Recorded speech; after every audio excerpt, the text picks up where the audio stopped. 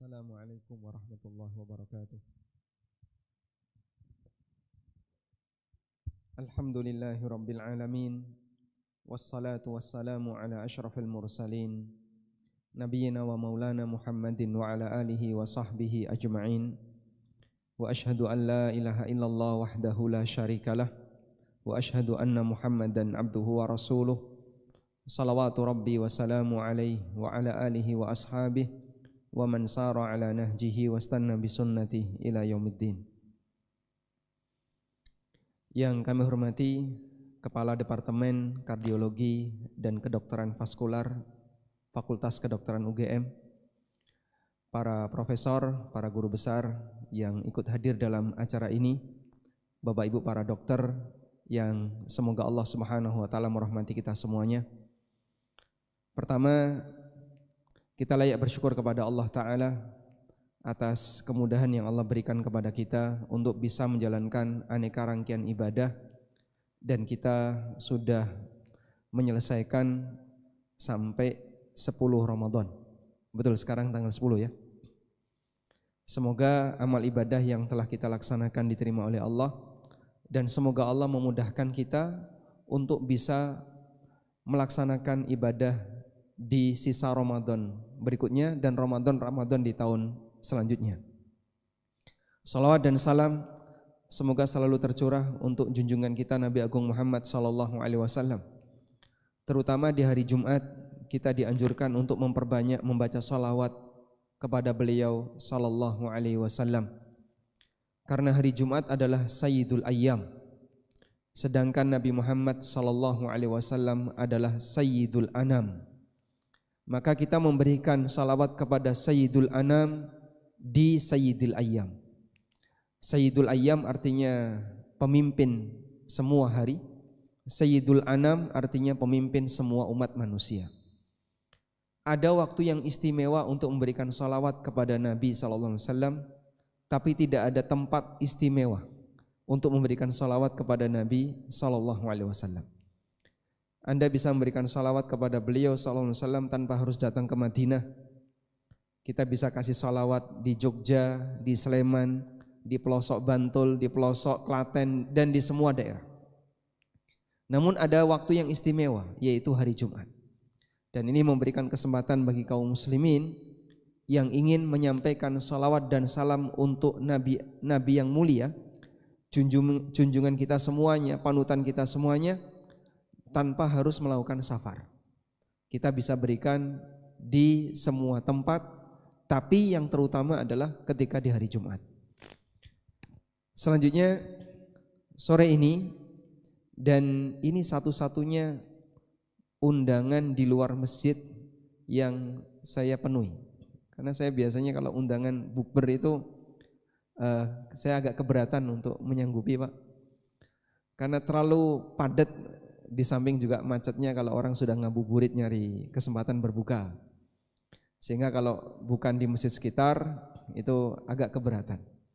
Sudah, ini cukup satu kali.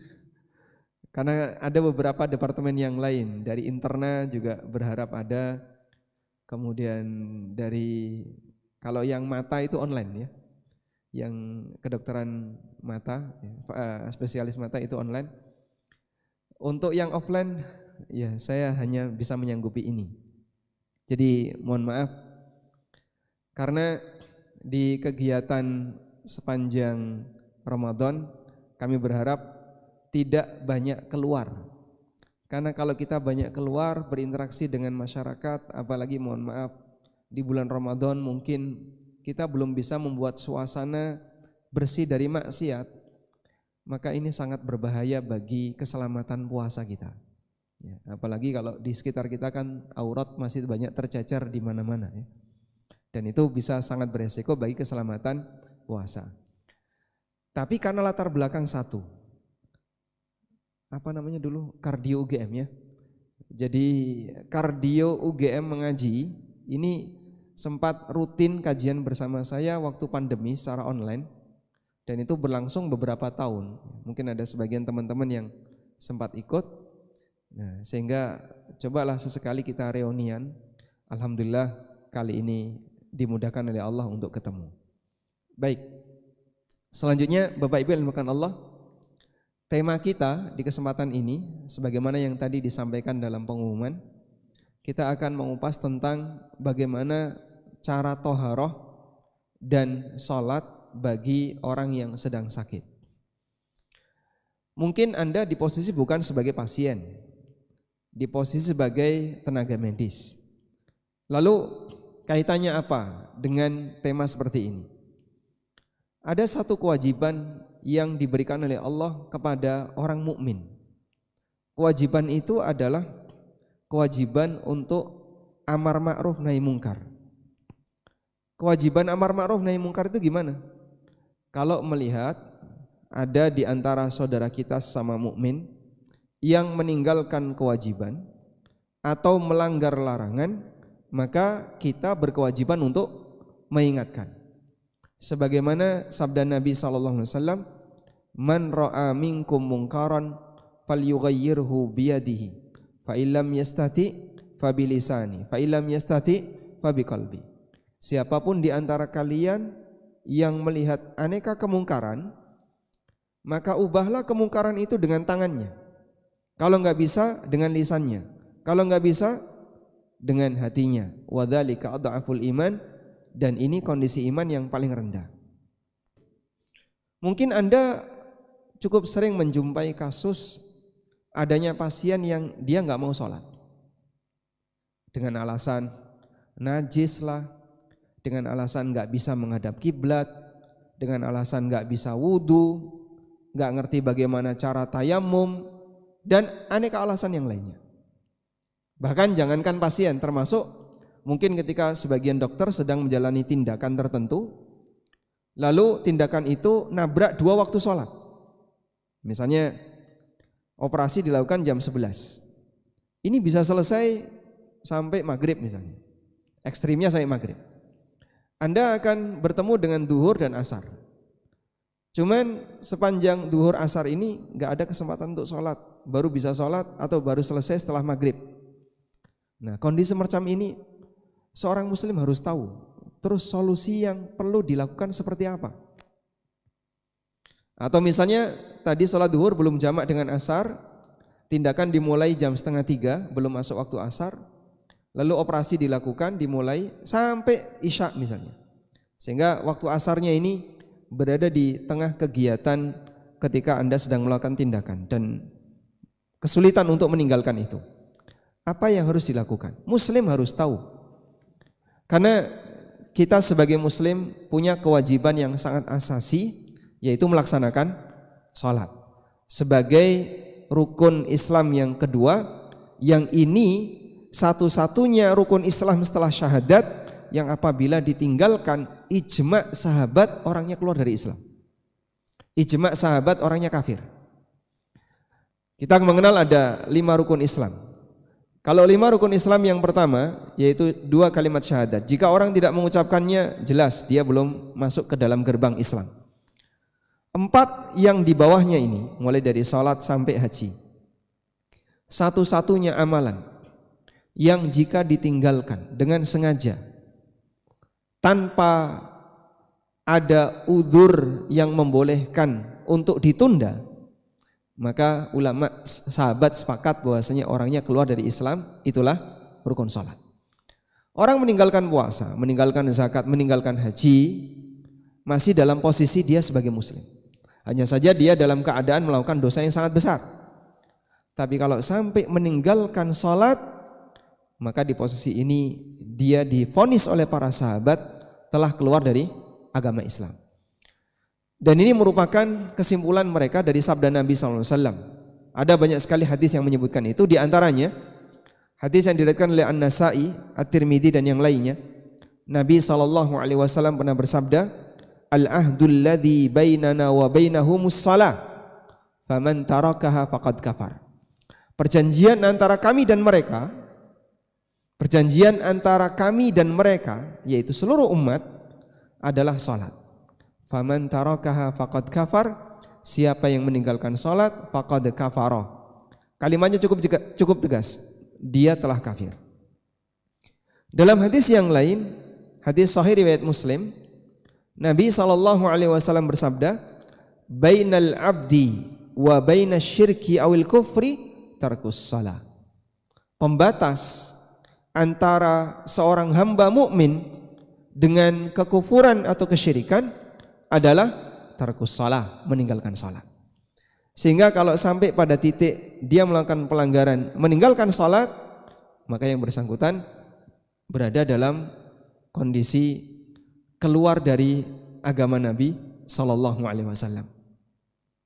Umar bin Khattab radhiyallahu anhu. Mungkin Bapak Ibu sudah pernah mendengar bagaimana ceritanya atau sejarahnya ketika beliau dibunuh oleh Abu Lu'lu'ah al-Majusi. Orang yang beragama Majusi yang waktu itu menjadi budaknya Al-Mughirah bin Syu'bah. Saat Umar bin Khattab radhiyallahu anhu ngimami salat subuh, si Majusi ini punya dendam karena di zaman Umar daerah Persia ditaklukkan. Yang Persia itu adalah beragama Majusi. Maka dia mencari kesempatan gimana caranya agar bisa membantai Amirul Mukminin. Saat beliau salat subuh menjadi imam, si Majusi ini sembunyi sambil membawa belati bermata dua. Jadi yang saya genggam ini pegangannya, kanan kirinya, ujung atas bawahnya, ini isinya mata pisau. Dia tusuk Amirul Mukminin sampai sobek perutnya, hingga beliau pingsan. Dibawa pulang, diberi minum air susu. Begitu diberi minum susu, keluar dari ususnya. Kalau begini gak nyampe. Kejauhan.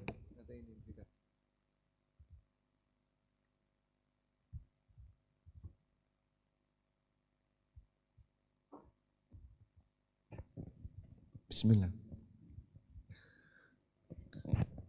Baik. Jadi begitu Amirul Mukminin diberi air susu tadi, beliau keluar, susu tadi keluar dari ususnya karena perutnya robek. Kemudian beliau bertanya, "Asalan nas? Apakah masyarakat sudah salat?" Kata mereka, "Sudah ya Amirul Mukminin." Dalam posisi itu beliau teringat salatnya belum selesai. Sehingga beliau tanya, "Apakah masyarakat sudah salat?"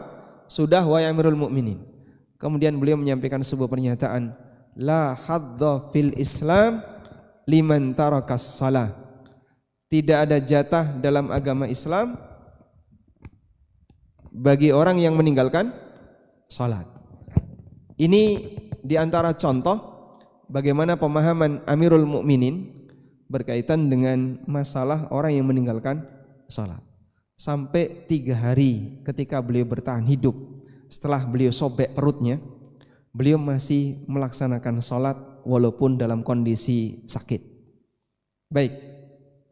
Nah, untuk itu kita perlu memberikan penekanannya. Jadi Bapak Ibu sebagai para tenaga medis bersinggungan langsung dengan orang-orang yang sedang sakit, mungkin Anda menjumpai ada di antara mereka yang enggak salat.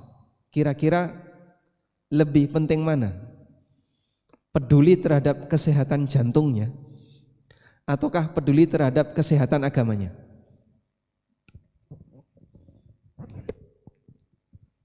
Peduli terhadap kesehatan jantungnya atau kesehatan agamanya, Pak? Ya, tugasnya kan kesehatan jantung, Mas. Judulnya saja dokter jantung. Berarti kan tanggung jawab saya bagaimana kita bisa memulihkan kesehatan jantung dia. Baik, itu memang penting. Tapi ada yang lebih penting, pesan yang Anda sampaikan. Peduli terhadap kesehatan agamanya. Nabi SAW, kalau kita pakai standar beliau ya, tapi kan beliau bukan dokter, Pak. Ya memang beliau bukan dokter. Beliau diutus oleh Allah untuk menyelamatkan manusia. Terutama adalah bagaimana agar mereka bisa abadi bahagia di akhirat. Saat beliau menjenguk orang yang sedang sakit, tidak semua doanya Rasulullah SAW itu minta kesembuhan. Saya ulangi ya. Saat Nabi SAW menjenguk orang yang sedang sakit, tidak semua doa Nabi SAW itu minta kesembuhan. Bahkan terkadang ada sebagian di antara sahabat yang dikasih pilihan. untuk sembuh ataukah tetap bertahan sakit? Dan ternyata sebagian di antara mereka memilih bertahan sakit. Maksud saya begini, seorang nabi Pak, kalau beliau berdoa kepada Allah minta agar si A, si B sembuh, mungkin nggak Pak doa beliau bisa menjadi sebab munculnya kesembuhan? Mungkin. Apalagi ruqyah beliau bukan ruqyah biasa. Sehingga kalau ada orang misalnya dalam kondisi sekarat didatangi oleh seorang nabi, diusap oleh nabi sekali, dengan mukjizatnya sembuh, bisa. Lebih hebat daripada semua perlengkapan kedokteran yang ada di zaman sekarang. Tapi tidak semuanya beliau sikapi seperti itu. Ada sebagian sahabat yang ketika sakit, kemudian Rasulullah SAW menjenguknya, lalu sahabat ini cerita, gimana keadaanmu? Kemudian dia mengatakan, aku sedang demam ya Rasulullah. Apa kata Nabi SAW? La ba'sa, tahurun insyaallah. Tidak perlu dipikirkan Pak ya, tahurun insyaallah, ini akan bisa menjadi kafarah dosa insyaallah. Ini sakitmu akan bisa menjadi penyembuh, akan bisa menjadi kafarah dosa, penghapus dosa-dosamu insyaallah. Jadi beliau tidak doakan semoga kau cepat sembuh, atau beliau ruqyah, atau beliau ludahi kemudian agar orang ini cepat sembuh, tidak.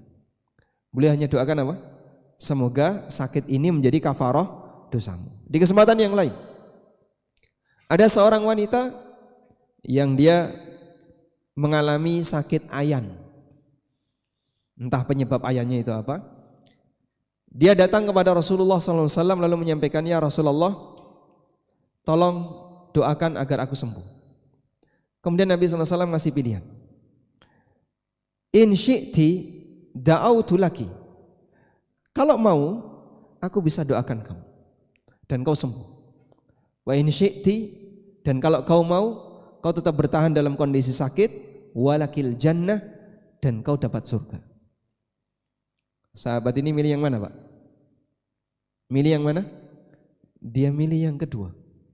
Baik ya Rasulullah, saya pilih bertahan sakit tidak apa-apa, yang penting aku dapat surga. Akhirnya tidak didoakan oleh Nabi SAW untuk sembuh. Dia, sehingga sahabat ini bertahan sakit sampai mati, tapi dia mendapatkan jaminan masuk surga. Saya kalau cerita seperti ini mungkin agak sedikit kedokteran ya. Gimana orang itu boleh memilih dalam posisi bertahan sakit? Karena para ulama sendiri mengatakan berobat itu tidak wajib. Bahkan ada sebagian yang mengatakan ijma kaum muslimin di masa silam. Kita bicara masa silam ya. Ini saya bicara hukum Pak ya.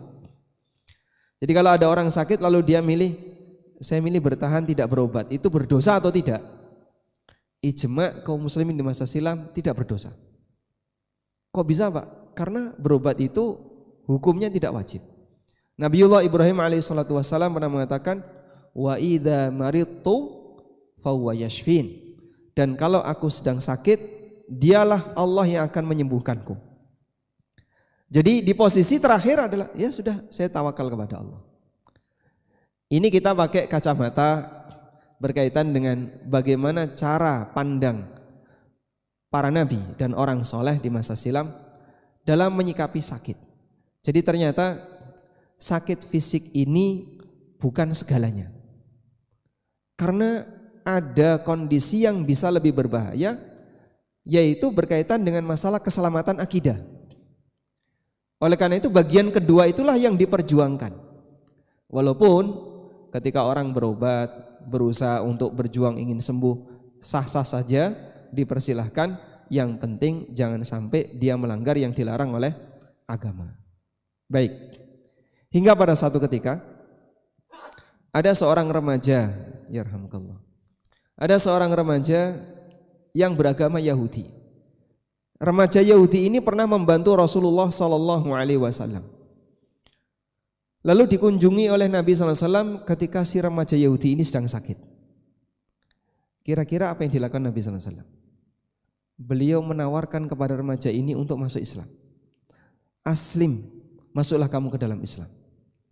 Karena dia masih remaja, dia lihat ke arah bapaknya yang waktu itu juga ada di dekatnya. Dia bapaknya seolah-olah dia minta izin. Kemudian sang bapak ini mengatakan, "Ati Abul Qasim." Taati Abul Qasim. Abul Qasim siapa, Pak? Nabi Muhammad SAW. Akhirnya dia mengucapkan 2 kalimat syahadat. Tidak lama setelah itu remaja ini mati. Kemudian Nabi SAW mengatakan, Alhamdulillahilladzi anqadahu minan nar. Segala puji bagi Allah yang telah menyelamatkan si remaja Yahudi ini dari neraka, karena di detik-detik terakhir hidupnya dia mau masuk Islam. Hanya bermodal mengucapkan 2 kalimat syahadat, lalu setelah itu dia mati. Akhirnya dia mati sebagai seorang muslim. Dia terselamatkan dari neraka. Baik, ini beberapa posisi di mana Rasulullah SAW menekankan ketika orang itu sedang sakit, selamatkan modal paling utama yang dimiliki oleh seorang muslim, yaitu pertahankan dia sebagai muslim. Dan diantaranya adalah minta dia untuk melaksanakan sholat. Maka mungkin Bapak Ibu ya menjumpai pasien, saya yakin Anda ini lebih didengar daripada rohaniawan, Pak. Karena pasien itu sama dokter, Masya Allah, nurutnya luar biasa. Buka Bu, buka. Suruh buka, dibuka Pak. Suruh tidur, tidur ya. Suruh nungging, dia nungging. Suruh apapun pasti nurut sama dokter. Karena pasien telah menyerahkan jasadnya kepada dokter. Maka sangat indah kalau kemudian Anda sisipkan sebuah pesan. Bapak sudah sholat belum? Dereng ya Pak Dokter, belum Pak Dokter. Sholat ya, lah pripun caranya begini. Anda ajari gimana cara sholat yang benar. Andaikan berkat pesan dari Pak Dokter, yang mungkin dia ini meninggalkan sholat, tapi setelah itu dia melaksanakan sholat, sampai di penghujung ayatnya dia mendapatkan husnul khatimah.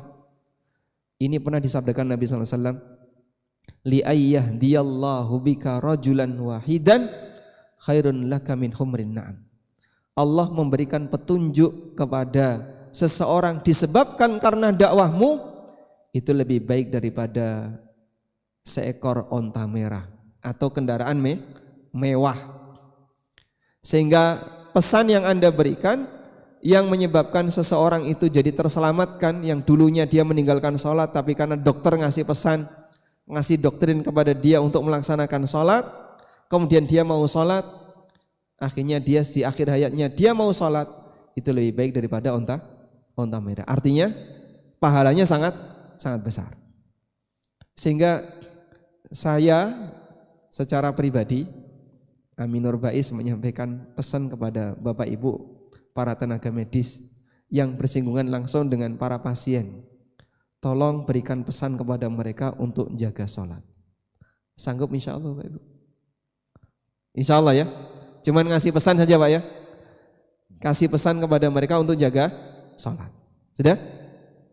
Sebab mereka itu berada di detik-detik terakhir, dalam posisi bisa jadi peluang matinya lebih besar daripada yang sehat.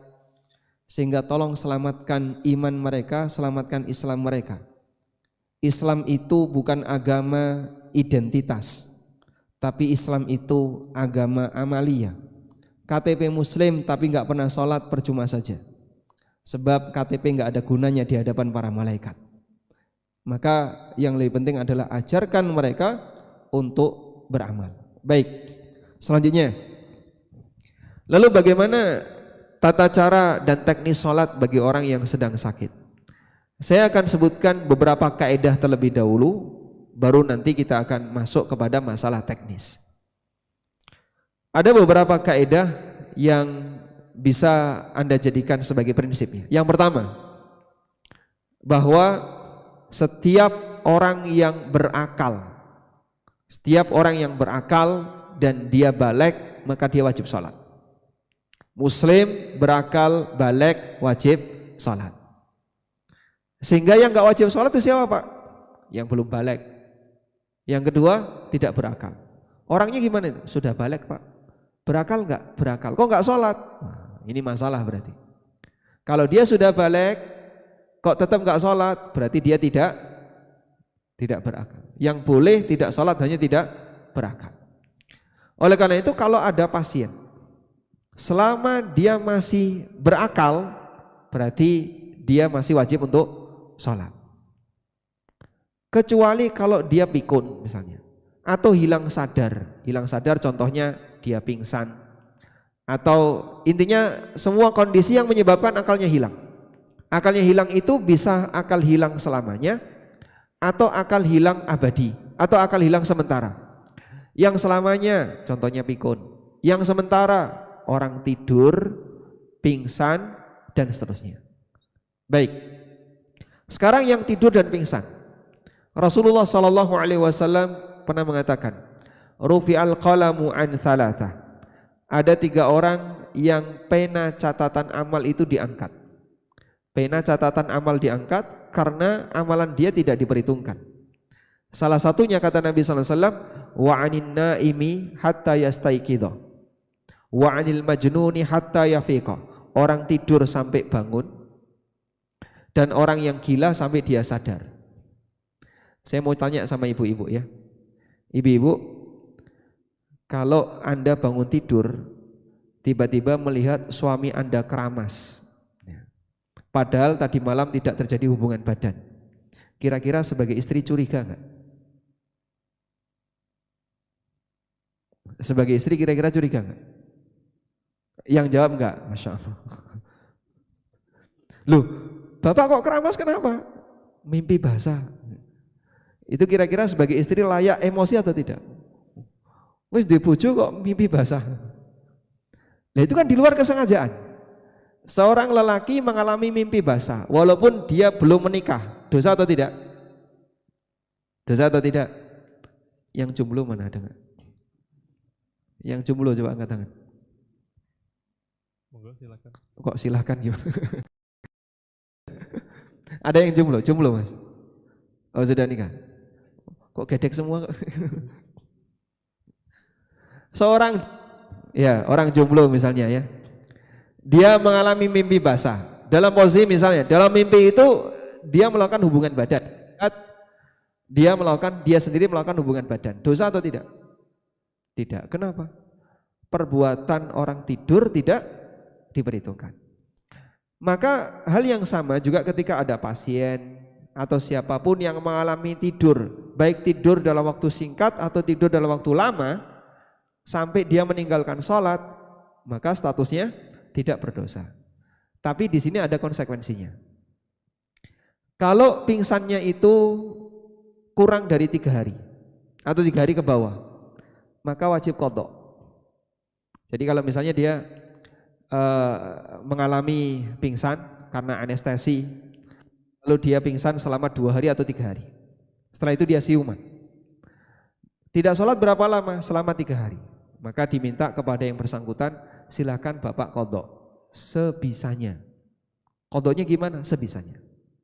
Bisa mungkin dirapel, duhur 1, 2, asar 1, 2. Karena kalau terus-terusan sholat dia mungkin gak kuat. Maka duhur 1, nanti tambah duhur 1 lagi. Qadha yang kemarin.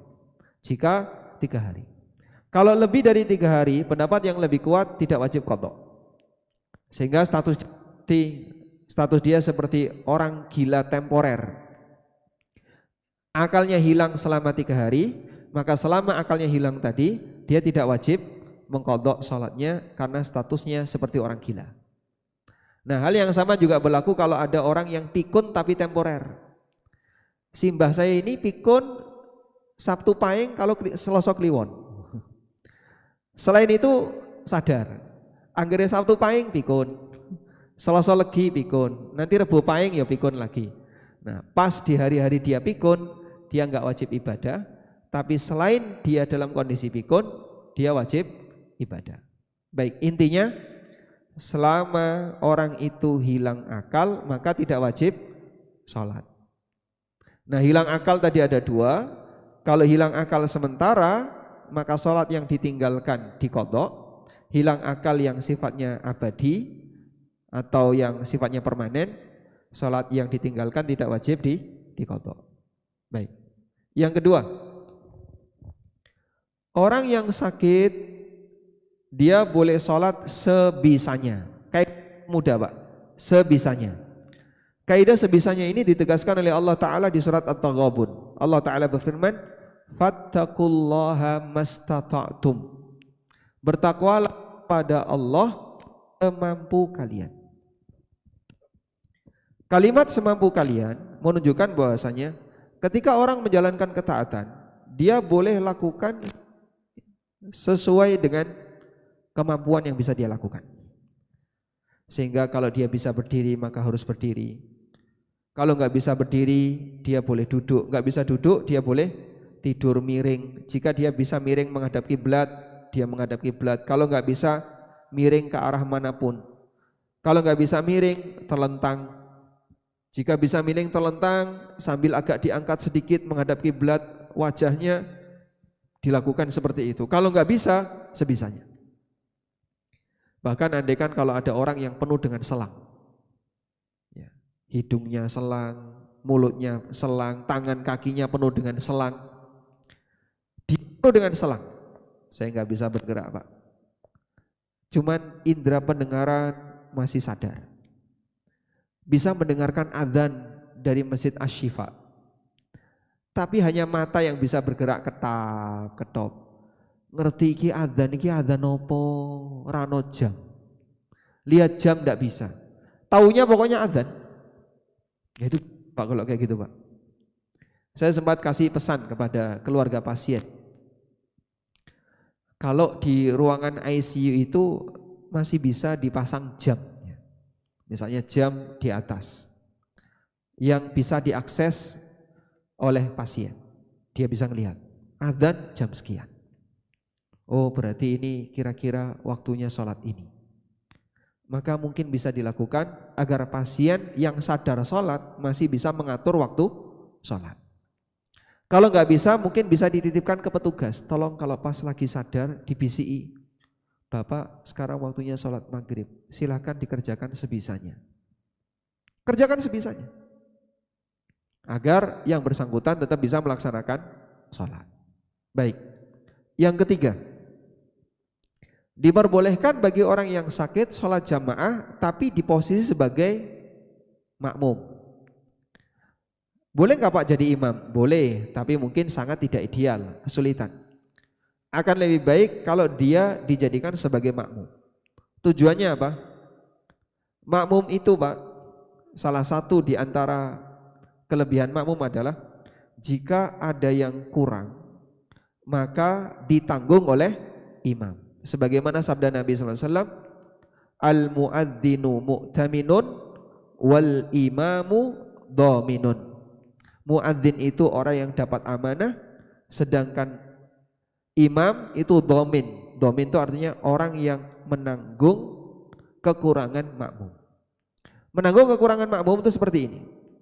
Kalau Bapak masbuk, baru takbiratul ihram, baru dapat bismillahirrahmanirrahim, alhamdulillahirabbil alamin, imamnya ruku, Anda baru dapat 2 ayat Al-Fatihah.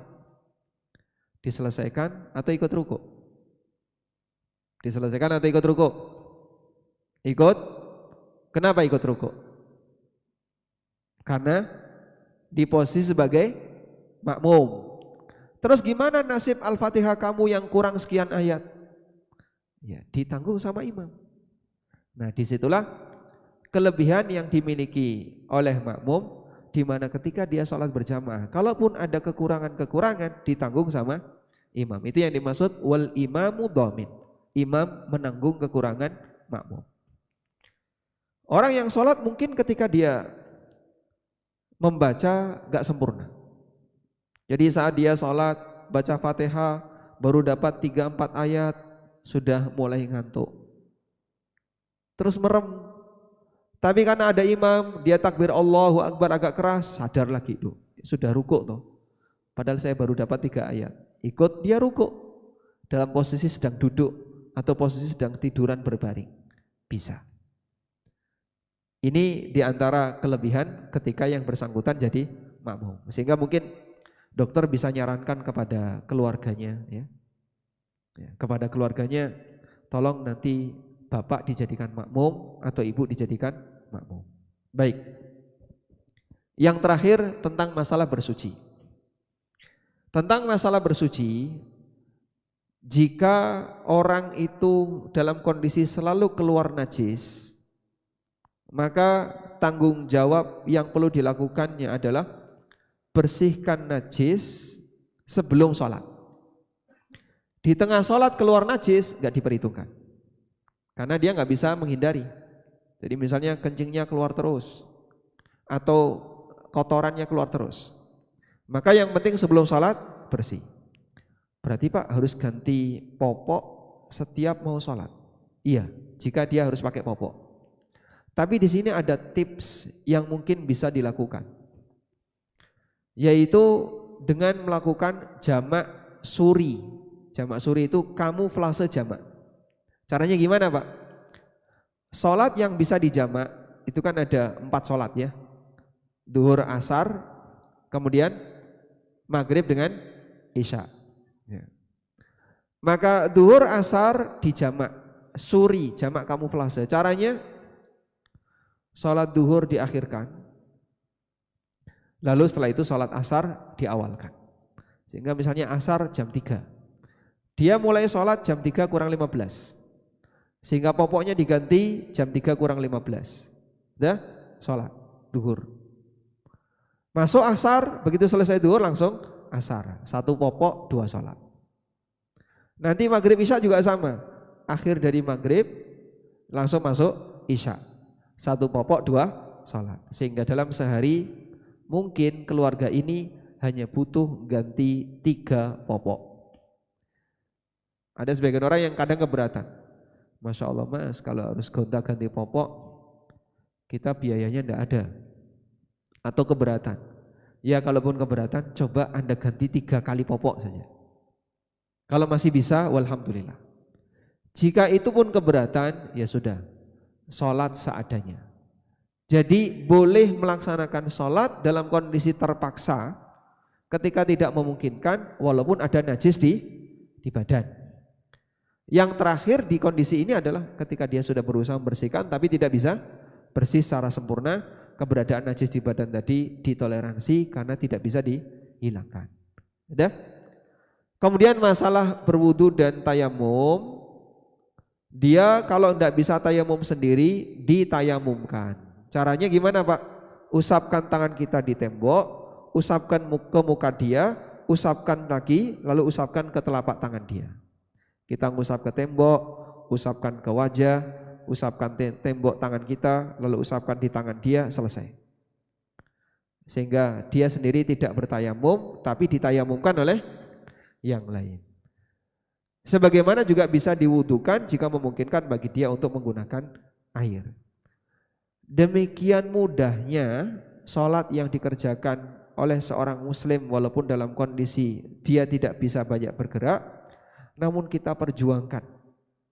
Walaupun mungkin sedikit repot, tapi ingat, ini detik-detik terakhir di mana orang itu butuh untuk menjaga status dia sebagai seorang muslim. Wallahu alam, mungkin itu yang bisa kita sampaikan sebagai pengantar. Wassallallahu ala nabiyyina Muhammadin wa ala alihi wa sahbihi wasallam. Masya Allah, jazakumullah khairan Ustaz atas pemaparan materinya. Jadi tadi kita mendapat beberapa poin penting ya, terutama salah satunya diantaranya kewajiban kita sebagai sesama muslim dan juga terutama sebagai dokter untuk mengingatkan sholat kepada pasien-pasien yang dirawat inap, tentunya karena pasien-pasien tersebut sudah semakin besar untuk kemungkinan mendekati wafatnya, seperti itu ya Ustaz. Kemudian mungkin kita masuk ke sesi diskusi bagi Bapak Ibu sekalian peserta ikhwan dan akhwat. Bagi yang ingin bertanya mungkin dari peserta ikhwan bisa bertanya secara langsung. Adapun untuk yang peserta akhwat mungkin bisa bertanya via kolom chat Zoom atau bisa juga melalui wapri kepada kami. Oke, ada pertanyaan mungkin dari Dr. Tio, silakan. Setelahnya nanti dengan Dr. Real ya Dok.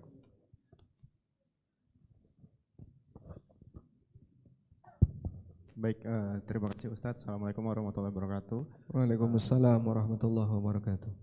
tadi kan dijelaskan oleh Ustadz bahwasanya walaupun pasien-pasien yang tidak sadar atau yang sadar ketika sudah berada dalam perawatan bisa disarankan untuk sholat. Kemudian jika pasien yang ada najis yang menempel di dalam pada dirinya itu, misalnya tadi menggunakan pampers, itu kita ganti dengan seperti tadi sholatnya itu didekatkan pada saat zuhur dan asar atau enggak maghrib dan isya. Nah, bagaimana kalau misalnya pasiennya dengan perdarahan, Ustadz?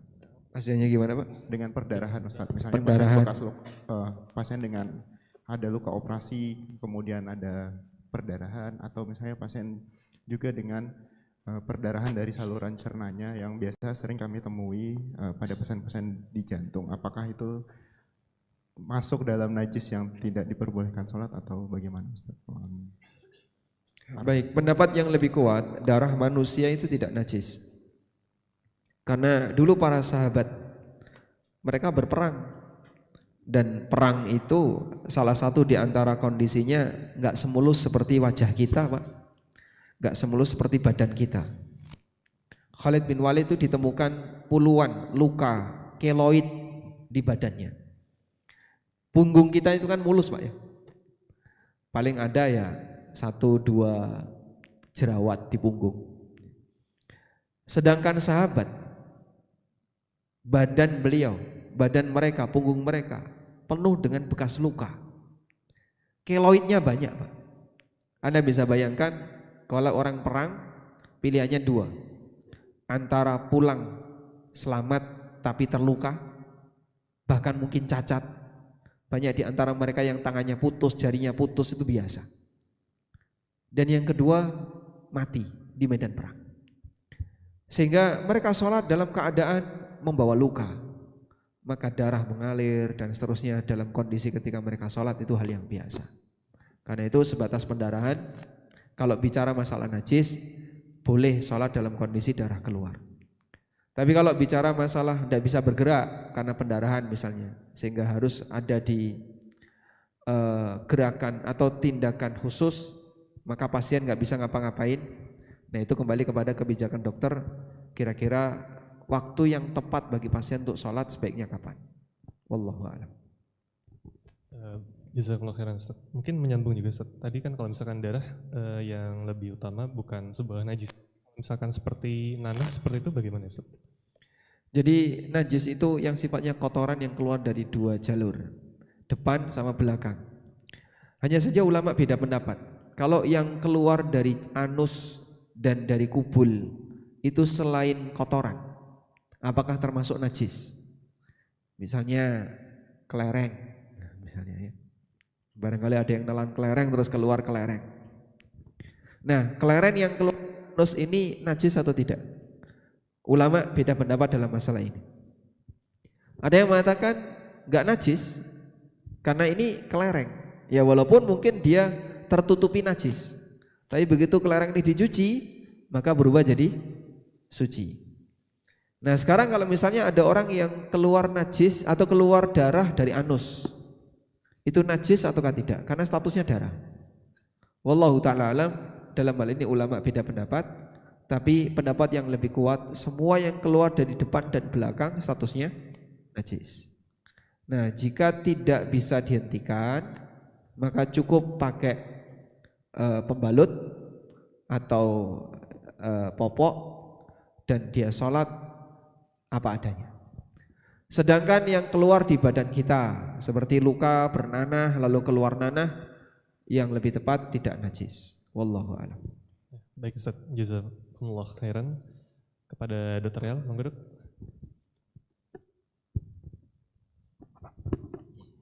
Assalamualaikum warahmatullahi wabarakatuh. Waalaikumsalam warahmatullahi wabarakatuh. Kaitannya tadi dengan sholat sebisanya bagi orang yang sakit. Nah, saya ada pengalaman saudara, jadi dia sebenarnya masih kuat, Ustaz. Masih kuat untuk duduk gitu, tapi mungkin tidak dalam jangka waktu lama. Nah, sehingga sempat untuk sebisanya itu apakah bagaimana dengan jumlah rakaatnya? Apakah bisa dikosor untuk yang sakit tadi? Nah, kaitannya dengan kosor, saya mau izin satu pertanyaan tapi agak di luar orang sakit. Qashar kalau kita bepergian itu kalau misalnya kita mau pergi, kita mau kita masih di Jogja, kemudian kita mau pergi, itu kita boleh nggak kita mengqashar itu di tempat kita berangkat. Jadi misalnya zuhur asar, saya mengqashar menjadi 22 itu apakah boleh atau ya nanti qasharnya itu setelah sampai sana. Mungkin itu. Terima kasih. Assalamualaikum. Waalaikumsalam warahmatullahi wabarakatuh. Bagi orang yang sakit boleh enggak dikosor? Alasan kosor karena sakit ini tidak benar. Kosor itu karena safar, bukan karena sakit. Sehingga orang sakit yang tidak safar, misalnya orang Jogja dirawat di Jogja, maka dia tidak kosor. Kenapa? Karena dia tidak safar. Namun kalau yang sakit ini dirawat di Solo, orang Jogja dirawat di Solo, dia musafir. Karena dia dirawat di luar kota, maka nanti dia boleh qashar. Ya. Oleh karena itu kalau ada orang sakit kok berharap bisa qashar, ya, suruh dia keluar kota. Bapak cari rumah sakit aja di luar kota, jangan di sini ya. Baik, selanjutnya. Kalau kita di posisi sebagai, jadi sakit boleh jamak tapi tidak boleh qashar ya. Kalau kita di posisi sebagai musafir. Nah, sekarang pertanyaannya, musafir seperti apa yang boleh qashar? Selama kita safar. Nah, berarti sekarang kalau belum berangkat, boleh nggak kita qashar? Misalnya berangkatnya setelah duhur, flightnya jam 2 siang. Sementara kita sholat duhur di Jogja, boleh nggak kita qashar? Jawabannya belum boleh. Loh kenapa? Anda belum safar. Loh tapi kan nanti jam 2 safar. Iya nanti jam 2 safar. Sekarang kan Anda belum safar. Sehingga kalau belum safar tidak boleh untuk diqashar. Kecuali kalau kita sudah keluar dari daerah kita, walaupun jaraknya agak dekat. Misalnya jarak 10 kilo, tapi sudah keluar daerah. Sebagai contoh ya. Sekarang saya berada di Jogja, mau ke Jakarta lewat bandara Yogya Internasional. Nah, di bandara Yogya Internasional itu sudah keluar dari daerah, walaupun masih di satu wilayah provinsi. Cuma kan putus dengan wilayah pemukiman, terpisah, agak jauh, lebih dekat ke Purworejo daripada ke Jogja. Maka dalam posisi ini ketika orang Jogja ini sampai di di Bandara Internasional Yogya, dia sudah diperbolehkan untuk qashar. Nabi SAW ketika beliau mau meninggalkan Madinah, beliau mau ke Mekah, sampai di Dzul Khulaifah, Rasulullah SAW itu qashar. Padahal jarak Masjid Nabawi dengan Dzul Khulaifah itu 10 kilo, hanya 10 kilo. Sedangkan jarak Dzul Khulaifah dengan Mekah 450 kilo. Dzul Khulaifah kan mikotnya Madinah ya, Bir Ali. Beliau sampai di Bir Ali, beliau qashar, padahal jarak antara Masjid Nabawi rumah beliau dengan Bir Ali itu 10 kilo. Jarak Bir Ali dengan Mekah itu berapa? 450 kilo. Nah, ini menunjukkan bahwasanya kalau orang sudah keluar dari wilayah perkampungannya untuk melakukan safar, walaupun masih dekat, sudah berstatus musafir karena dia mau melakukan perjalanan jauh. Beda dengan dia jarak 10 kilo terus balik lagi. Nah, ini belum safar. Andai kan ada orang nyari rumput ya, ngarit hanya di jarak 10 kilo terus balik pulang, maka dia belum safar. Wallahu a'lam. Baik Ustaz, jazakumullah khairan. Mungkin tadi kami juga ingin memperjelas terkait apa yang tadi sudah disampaikan Ustaz, yang ada dua di antara Ustaz. Yang pertama terkait cara bersuci seorang pasien Ustaz. Di beberapa rumah sakit kami lihat untuk cara bersucinya itu langsung diarahkan untuk selalu tayamum Ustaz. Jadi tidak menilai dulu apakah seorang pasien itu layak untuk terkena air atau bisa menggunakan air atau tidak, jadi langsung disamaratakan semua dengan menggunakan debu, seperti itu Ustaz. Nah kemudian yang kedua terkait tadi kita sebagai nakes, apakah cukup sekedar untuk kita mengingatkan sholat atau mungkin kita juga memiliki kewajiban untuk membangun sistem untuk mengingatkan sholat dan juga terkait terkait toharohnya Ustaz. Misalkan kita harus menyediakan botol air untuk wudhu, atau misalkan kita harus menyediakan kotak pasir atau yang semisal Ustaz. Saya pernah diminta oleh JIH untuk membuat tutorial cara bersuci orang sakit. Waktu itu di video ya. Kerjasama dengan rumah sakit. Nah, dan ternyata di sana memang sudah disediakan ada debu tayamum untuk pasien. Dan sebenarnya tayamum itu tidak harus pakai debu dari luar, tembok saja bisa dipakai tayamum. Yang penting dia terbuat dari unsur bumi.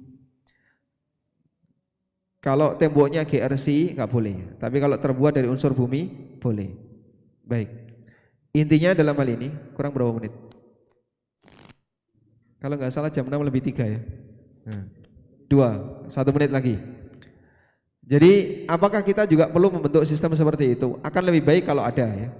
Tapi kalaupun tidak ada, ya kasih pesan kepada pasien atau keluarga, nanti bisa tayamum dengan menggunakan tembok.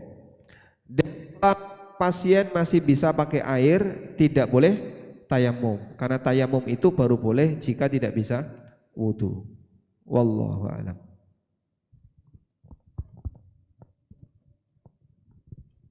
Masih ada sekitar 2 menit mungkin ada.